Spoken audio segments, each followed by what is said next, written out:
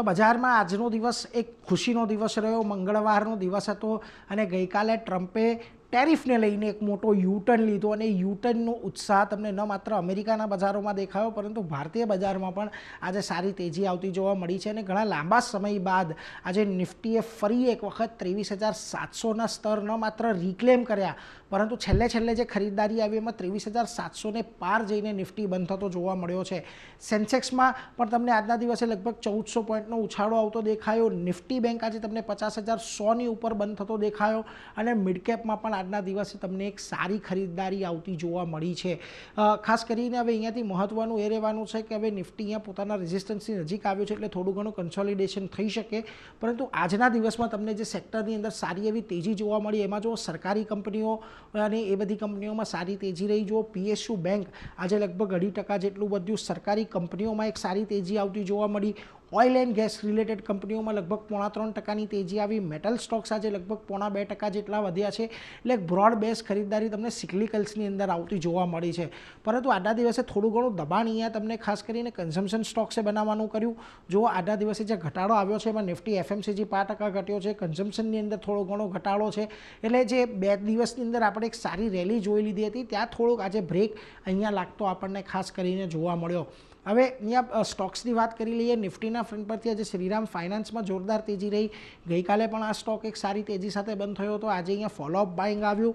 L&T મોટો ઘટાડો આવી ગયો હતો કેપેક્સને લઈને, થોડા ઘણા ચિંતાને લઈને પરંતુ જે 3200-3300નું જે લેવલ છે એ ઘણું મહત્ત્વનું લેવલ છે અને ત્યાંથી આજે એક સારી ખરીદદારી તમને એલએનટીની અંદર આવતી જોવા મળી। આ ઉપરાંત અડાણી પોર્ટ અહીંયા પણ એક સારી ખરીદદારી આજે આવી છે અને બીઈએલની અંદર પણ જે છેલ્લા 2-3 દિવસના ઘટાડા છે ત્યાંથી તમને એક નીચલા સ્તરેથી રિકવરી આવતી જોવા મળી પરંતુ ઘટાડો ક્યાંથી આવ્યો તો જુઓ ટ્રેન્ડનું કાઉન્ટર આજના દિવસે ટ્રેન્ડની અંદર ફરી પાછો એક વખત 6.5% ઘટાડો આવ્યો છે। હવે આ સ્ટોકમાં એક સારી રેલી આવી હતી બજેટના દિવસે, ત્યારબાદ 200 દિવસની મૂવિંગ એવરેજ લઈને થોડો ઘટતો દેખાયો।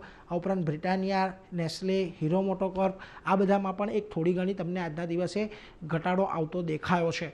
મિડકેપના ફ્રન્ટ પરથી આજે જો કોઈ હીરો રહ્યો તો કલ્યાણ જ્વેલર્સ રહ્યો છે। હવે આ સ્ટોકમાં તમને 800થી લઈને 450 સુધીનું કરેક્શન આવ્યું, ત્યાંથી એક રેલી આવતી જોવા મળી અને એમાં પણ જ્યારે પરિણામો આવ્યા છે ત્યારથી આ સ્ટોકમાં સારી પ્રદર્શન જોવા મળ્યું છે અને આજે તો લગભગ 0.5%ની તેજી હતી। આ ઉપરાંત એનએલસી ઇન્ડિયા પરિણામ પહેલાં કેપિટલ ગુડ્સનો પ્લે એટલે અહીંયા તેજી જોવા મળી। સુંદરમ ફાઇનાન્સમાં જે તેજી આવી છે અને ક્યુમિન્સ પણ એક સારી મજબૂતી સાથે બંધ થયો છે।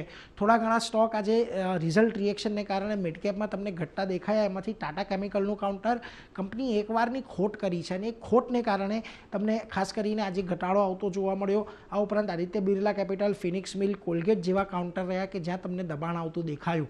હવે ખાસ કરીને નિફ્ટી અત્યારે તેની 200 દિવસની મૂવિંગ એવરેજ છે જે 23,820ની આજુબાજુની છે તેની નજીક આવતો દેખાયો છે એટલે શક્યતા અહીંયાથી એ છે કે અહીંયાથી એ લેવલને પાર કરવામાં થોડીક તકલીફ નિફ્ટીને પડી શકે છે એટલે એ બાજુએ તમને કદાચ થોડું કન્સોલિડેશન કે થોડું લેગાર્ડ કારોબાર ખાસ કરીને જોવા મળી શકે પરંતુ હજી પણ અહીંયાથી નિષ્ણાંતોનું માનીએ તો નિફ્ટી બેંકની અંદર થોડી અપસાઇડના ચાન્સીસ વધારે છે એટલે ખાસ કરીને આવતીકાલનું સેશન અહીંયાથી ધ્યાનમાં રાખવાનું અને એ વાત પણ ધ્યાનમાં રાખવાની કે ચીનનું જે આજે આમ તો રિએક્શન છે, ટ્રમ્પે પહેલાં એક્શન આપ્યું એનું ચીનનું રિએક્શન આવ્યું પરંતુ આ રિએક્શનનું બીજું રિએક્શન આજે અમેરિકા દ્વારા શું આવે છે એના પર પણ એક ખાસ જોવાનું રહેશે અને ટ્રમ્પ દ્વારા જો કોઈ વધારે કડક પગલાં લેવામાં આવે છે તો પછી એશિયન માર્કેટ માટે, એશિયન કરન્સી માટે કેવા પુરવાર થાય છે એને લઈને આવતીકાલની ચાલ આપણને નક્કી થતી દેખાશે એટલે ખાસ કરીને આ બધા ફેક્ટર પર આપણે ધ્યાન રાખતા રહીશું।